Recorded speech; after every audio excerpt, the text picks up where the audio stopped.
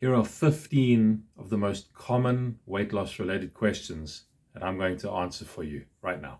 Question number 1 is, how do I lose weight the fastest way possible? Now, most people overcomplicate fat loss. When time is short, it actually comes down to a few simple principles. Now, just remember, this isn't the perfect way to lose weight. This is the fastest way. So first things first, you need an aggressive calorie deficit. Now, what are we talking about here? We're talking roughly between 20 to 40% fewer calories than your body needs to maintain weight. For example, if you needed 2,000 calories to maintain your weight, you would drop down somewhere between 1,600 all the way to 1,200 calories. Now, just remember, this is not optimal. This is the fastest way to lose weight. Second thing is you need to keep protein very, very high. Why do I say that? Because while you're losing weight, you need to hold on to muscle. When calories drop, something has to give. And if your protein is low, you'll lose muscle and not just fat. Third point is carbs and fats will naturally drop. So when protein stays high, your carbs and fats will naturally come down. That's normal. You're not trying to optimize performance. You're trying to drop weight quickly. Point number 4 is you need to train, but don't be a hero. We're not setting new PRs. We're not lifting the same weight as we used to. Focus on resistance to maintain strength and muscle. And you may experience low energy. You may experience, feelings of being tired.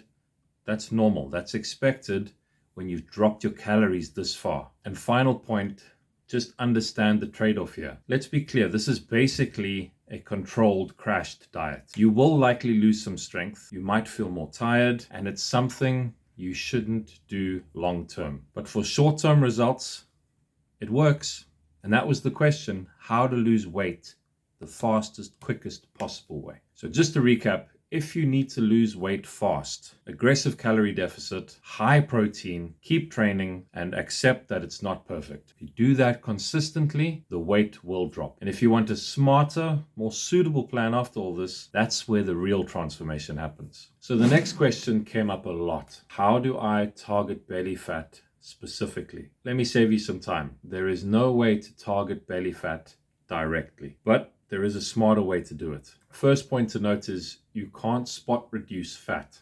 No amount of ab crunches or ab workouts or fat burning exercises will specifically burn fat from your belly. Fat loss happens over your entire body. If you want to lose belly fat, you need to focus on reducing total body fat. As your overall body fat drops, your stomach fat will come down too. That's just the reality. But there is a deeper layer. Now, here's where it gets a bit interesting. Not all fat is the same. There's something called visceral fat, and that's the fat stored around your organs, inside your abdomen. And this type of fat can be influenced by your diet. Diets higher in saturated fats can be linked to visceral fat gain. And some examples of saturated fats are fatty cuts of meat, animal fats. On the flip side, diets higher in unsaturated fats may help reduce visceral fat. So make a simple swap if you're looking to reduce belly fat. A simple strategy is start swapping out some saturated fats for healthier alternatives. Instead of fatty cuts of meat, go for options like avocado, nuts, olive oil, seeds. Small changes like this can make a big difference over time. So no, you can't target belly fat directly, but you can lower your overall body fat, make smarter food choices, and reduce harmful visceral fat. That's how you get a leaner stomach properly.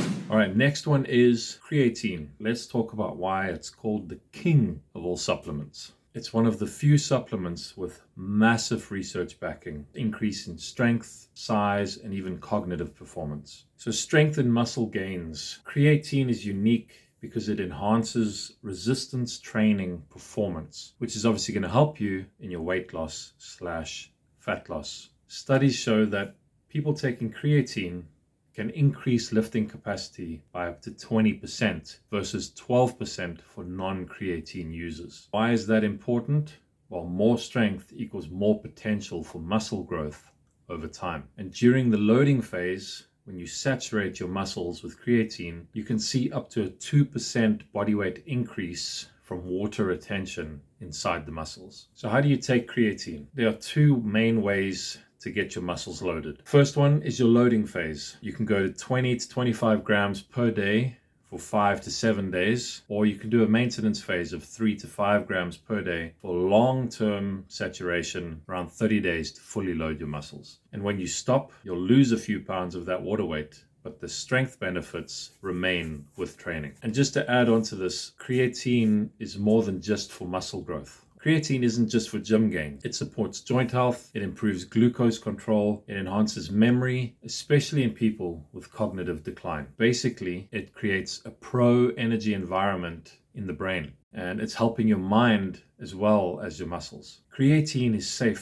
for everyone. Creatine is well studied, with over 1,000 studies to confirm its benefits. And this is for both men and women. This is not a men-only supplement. This is for everyone. Old, young, doesn't matter. Unlike some trendy supplements, the evidence is hard to argue with. So if you want more strength, better muscle growth, cognitive support, creatine should be on your list. It's not a magic pill, but it's as close as it gets within the supplement world. So the next topic or the question is fasting. Does fasting actually help me lose weight? And the answer is yes. Fasting does work, but here's why. And it comes back to pretty much everything we've been saying. It helps you control your calories, and that's it.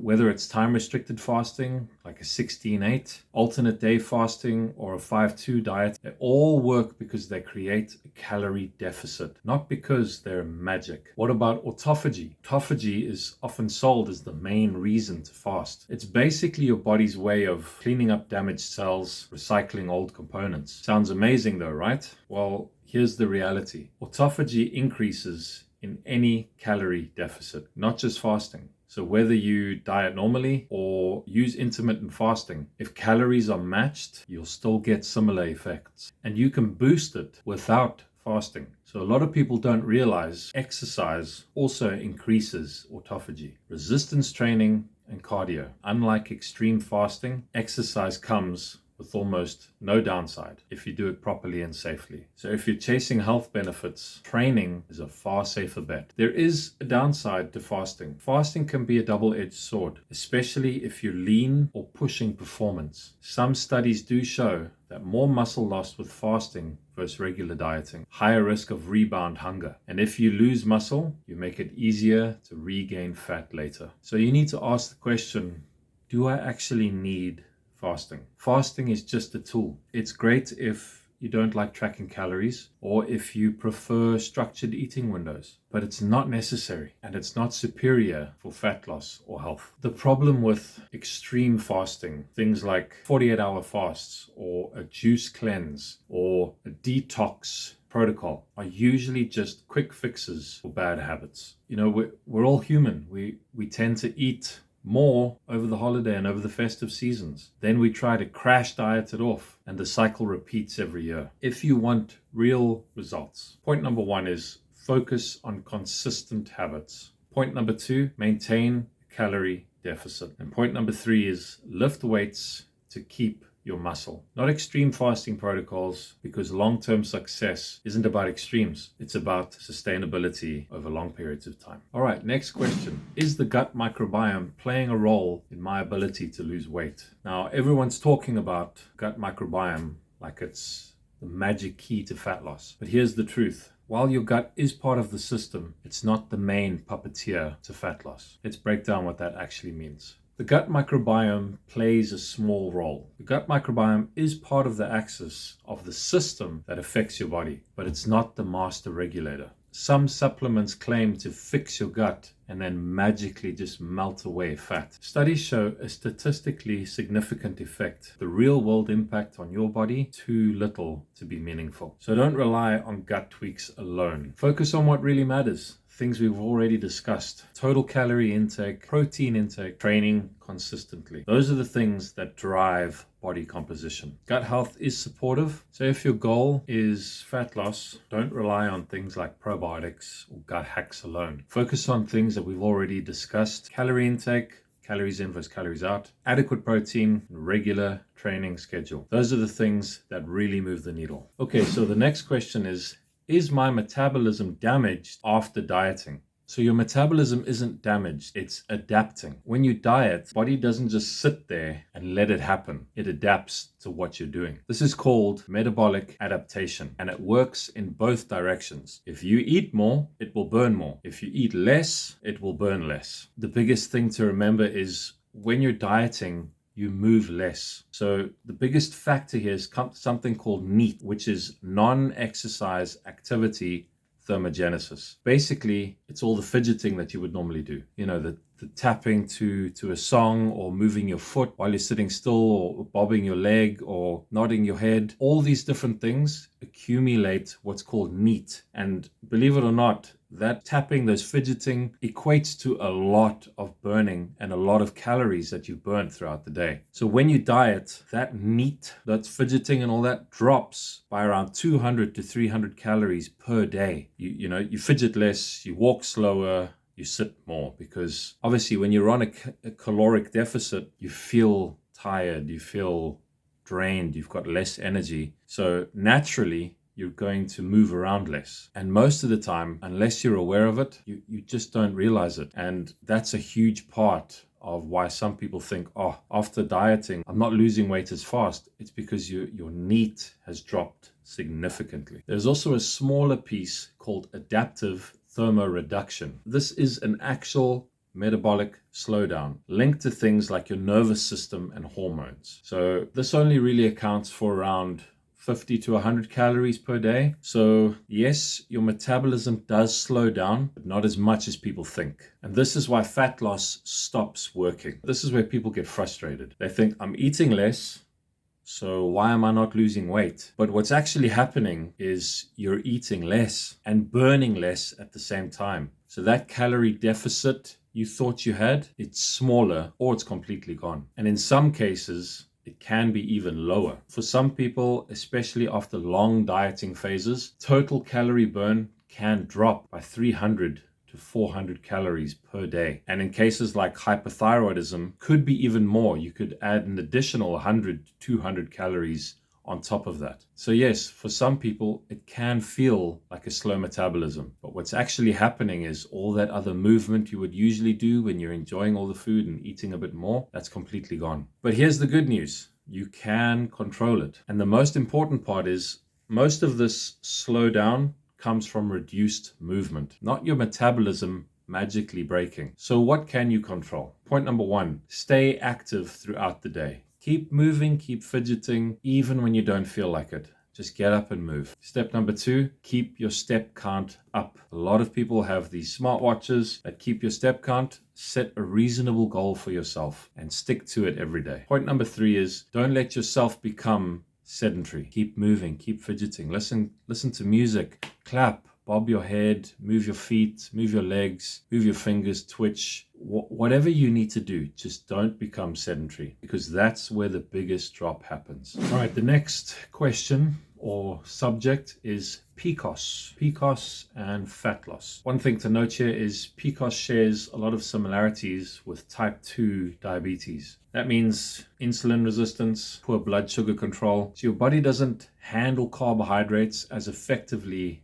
as it should. That plays a big role in fat gain and hormone disruption. So where should you start? The number 1 priority, total body fat loss. Because what we see again and again, higher body fat, especially visceral fat, drives insulin resistance. And that makes PCOS symptoms worse. Second step, manage your carbohydrates. Once fat loss is in place, the next step is managing your carbohydrate intake. You don't necessarily need to cut carbs completely, but being more in control can improve the following: blood sugar, your energy levels, your hormone balance. For many people, around 130 grams of carbs per day can be a useful starting point, but this is always individual. It's better to track your carbohydrate intake over a week or 2 weeks period to see what you normally eat and then adjust from there. So you can make small incremental adjustments, see how you feel until you think, oh, this feels better, my body feels better, then you know you're in the right place. Low carb approaches can really work well. For some women with PCOS, lower carb or even ketogenic diets can make a huge difference. We've seen many cases where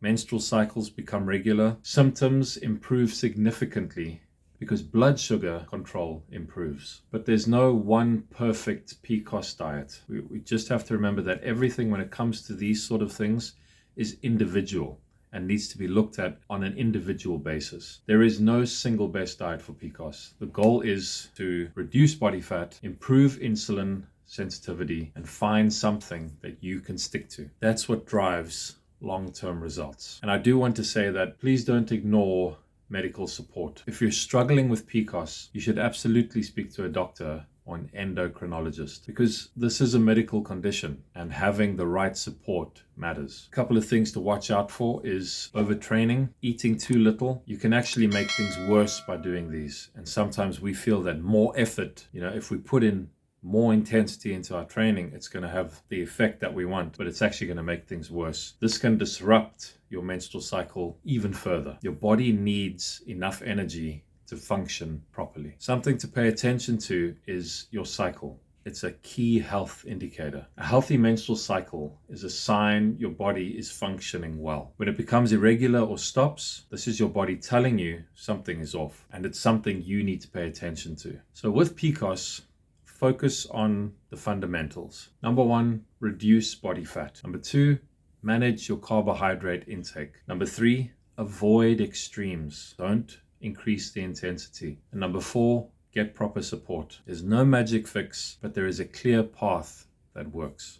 All right, the next topic or the next question is ketogenic diet. Is it any good? Should I do it? Shouldn't I do it?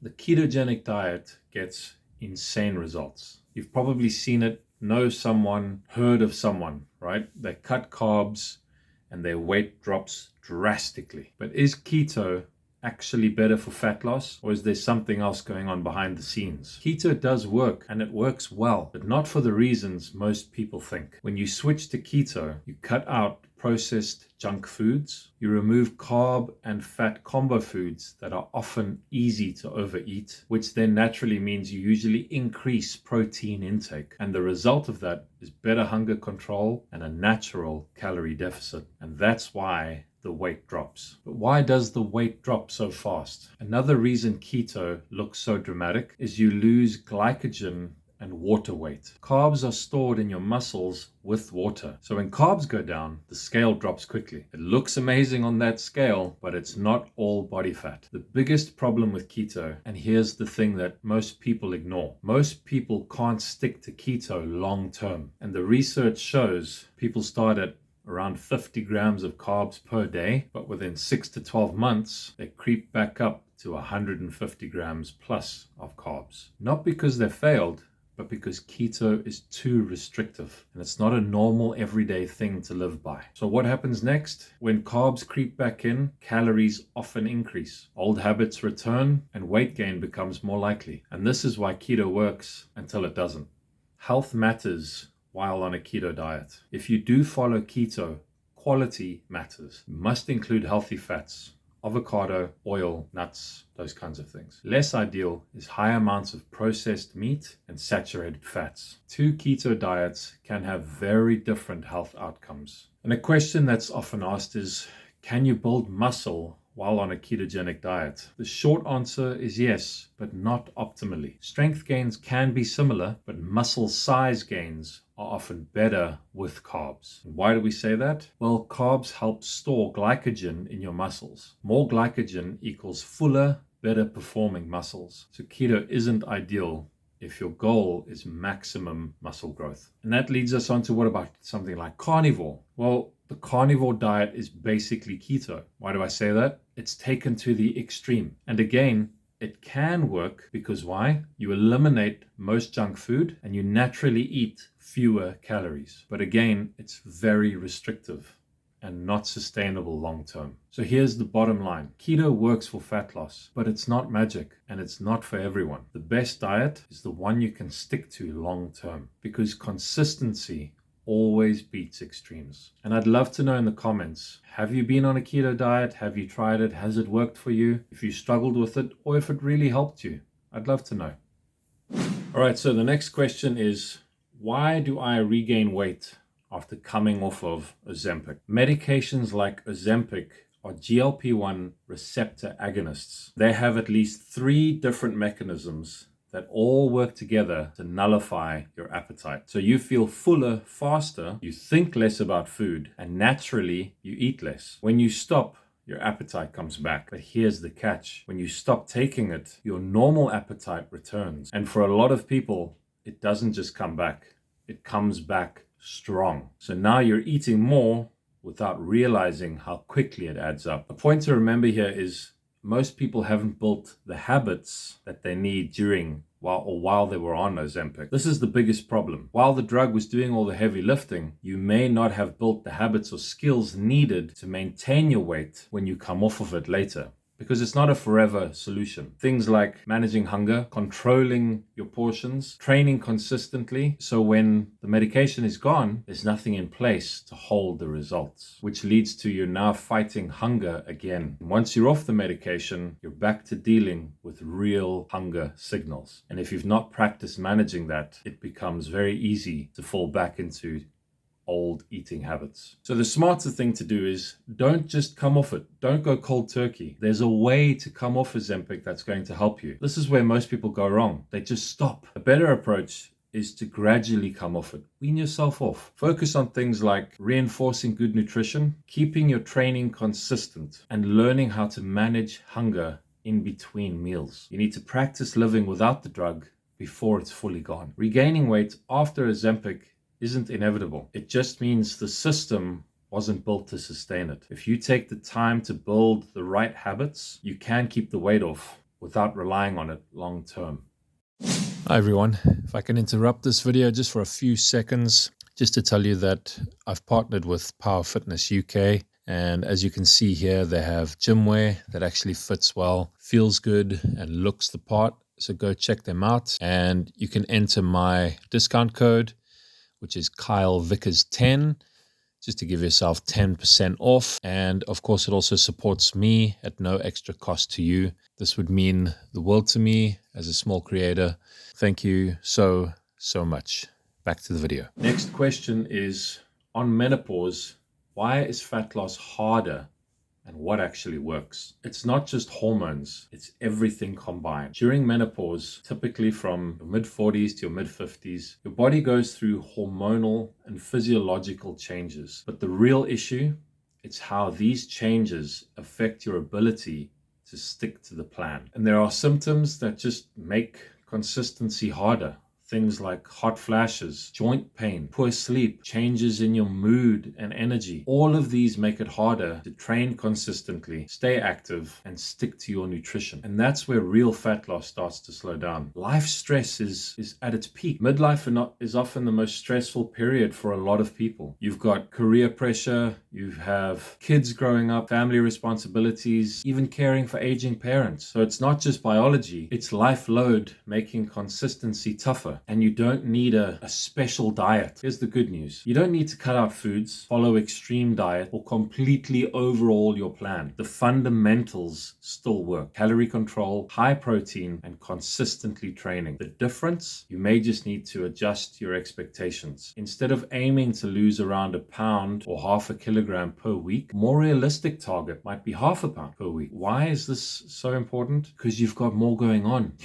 You've got enough going on. There's enough stress. Don't add more to it. You're trying to get healthy and better. So just lower it a little bit so that it's easier to attain. And that's okay. Progress is still progress. A key thing here is to keep protein high. Protein stays important. For most people, 1.2 to 1.6 grams of protein per kilogram of your target body weight. And if you don't have a target body weight, think about a time where you thought, I felt really good at that weight.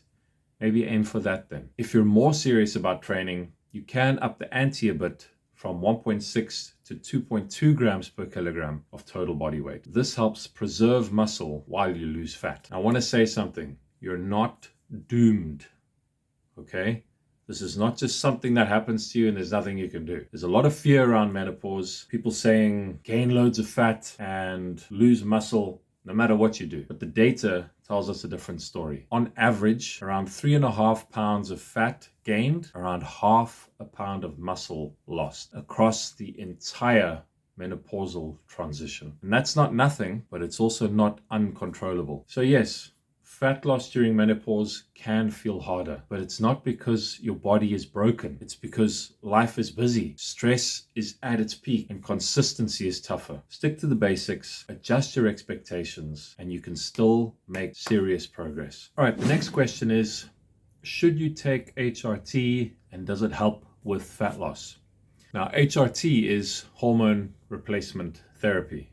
It's not something that everyone should just jump on. This is a decision that should be made between you and your doctor, not based on social media comments. It does help, but only if you actually need it. You see, for people who genuinely need it, HRT can absolutely help. You may see things like improved energy or better recovery, easier muscle maintenance, less fat gain. But that's typically when there's a real underlying issue. It should be based on symptoms. The key question is, are you actually experiencing symptoms? Things like low energy or poor recovery. Another symptom could be low mood or reduced performance. If your quality of life is being impacted, that's when it becomes worth looking into. Blood tests alone aren't enough. A huge mistake people make, basing everything off of one blood test. Just because something is low on paper doesn't mean it's a problem. If you feel great, perform well,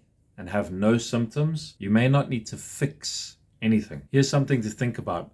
Look for trends over a long period of time, not snapshot. Instead of one test, you want to look at trends over time, tests across 6 months or up to 12 months. See what direction things are going in before making a big decision like going on to HRT. A very important thing to do is fix your lifestyle first. This is the part most people skip. Before jumping onto HRT, look at your lifestyle. Here's a couple of questions that you can ask. Are you sleeping properly? Are you managing stress? Are you eating well? Are you training consistently? Because poor lifestyle can tank your hormones. And when you fix those, levels can improve, sometimes dramatically. Someone is overworked, underslept, eating poorly. They get tested, and what happens? Levels come back low. And straight away, you need HRT. When in reality, you need better habits first. So the question is, should you be taking HRT?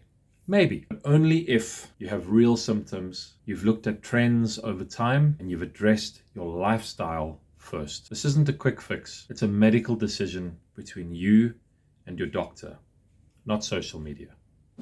All right, next question is, what is a diet break and is it a powerful tool for weight loss?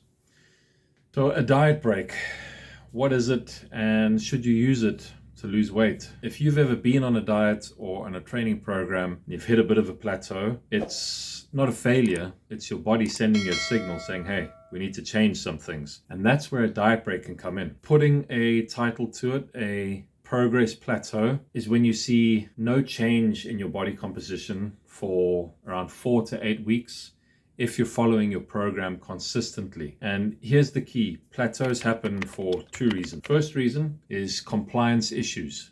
Maybe you weren't consistent without realizing it. You forgot to track. You didn't have a specific way that you were tracking your consistency. You were just sort of remembering whether or not you were doing it, which might be something to think about for your next training schedule. Remember to track what you're doing and how you're doing it. The second point is energy equilibrium.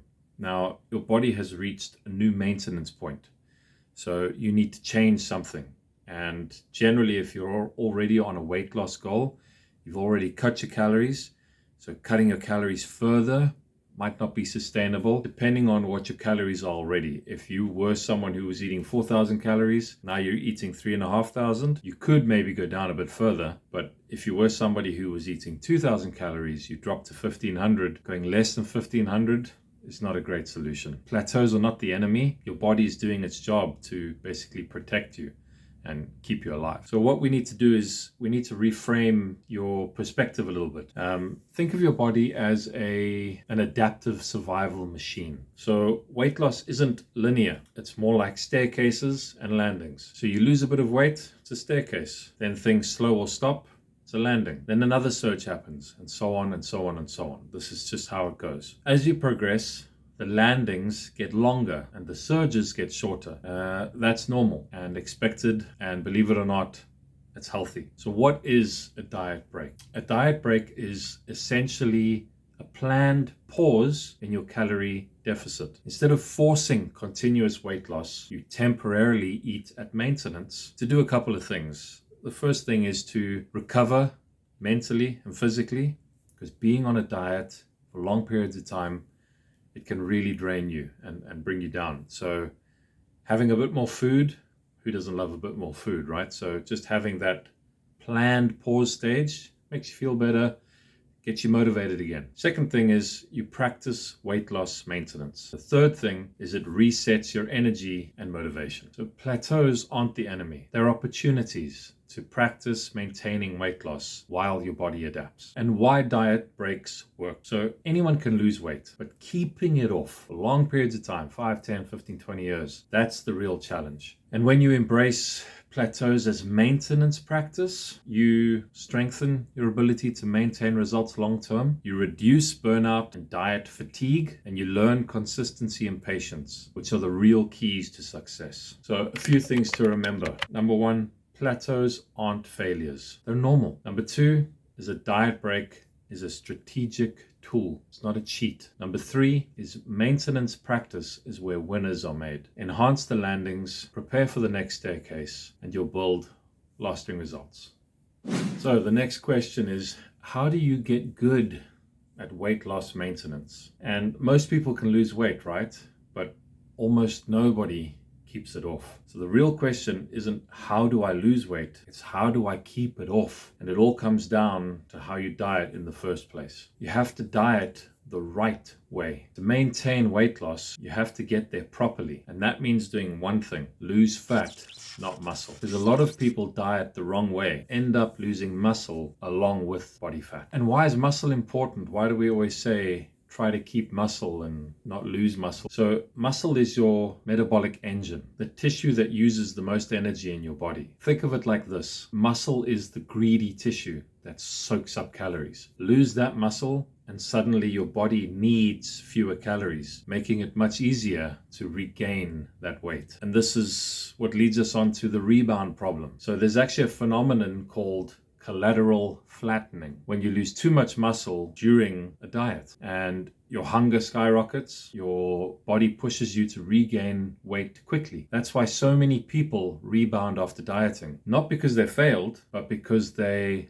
lost too much muscle along the way. If you want to keep the weight off, you have to focus on a few things. First thing is control your rate of weight loss. Aim for around 0.5 to 1% of body weight per week, roughly 1 pound for most people. Number two is resistance training. This signals your body to keep muscle. And number three, eat enough protein. Why? Because this supports muscle retention while on a caloric deficit or while on a diet. These three together protect your metabolism and make maintenance much easier. Don't rush the process. Yes, weight might drop off very quickly at the beginning, especially if you have more to lose. But long-term, slower, controlled fat loss always wins. Even half a pound per week adds up to 50 pounds in 2 years. And that's weight you're far more likely to keep off. During those 2 years, during that long process, you've taught yourself really, really good healthy habits. And that's how you keep off weight